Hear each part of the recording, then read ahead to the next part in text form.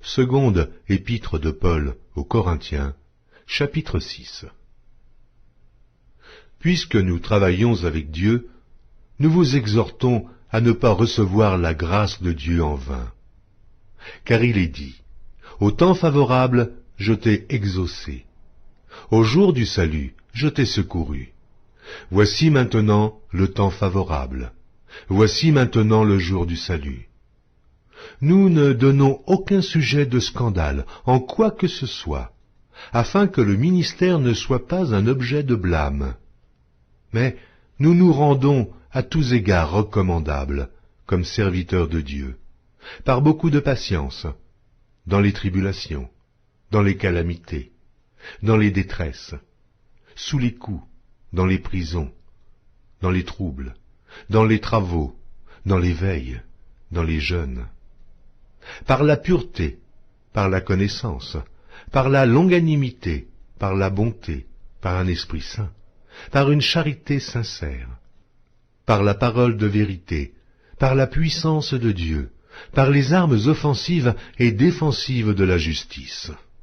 Au milieu de la gloire et de l'ignominie, au milieu de la mauvaise et de la bonne réputation, étant regardé comme imposteur, quoique véridique, comme inconnu, quoique bien connu, comme mourant, et voici nous vivons, comme attristés, et nous sommes toujours joyeux, comme pauvres, et nous en enrichissons plusieurs, comme n'ayant rien, et nous possédons toutes choses. Notre bouche s'est ouverte pour vous, Corinthiens, notre cœur s'est élargi. Vous n'êtes point à l'étroit au-dedans de nous, mais vos entrailles se sont rétrécies. Rendez-nous l'appareil. Je vous parle comme à mes enfants. Élargissez-vous aussi. Ne vous mettez pas avec les infidèles sous un joug étranger. Car quel rapport y a-t-il entre la justice et l'iniquité? Ou qu'y a-t-il de commun entre la lumière et les ténèbres? Quel accord y a-t-il entre Christ et Bélial? Ou quelle part a le fidèle avec l'infidèle? Quel rapport y a-t-il entre le temple de Dieu et les idoles? Car nous sommes le temple du Dieu vivant.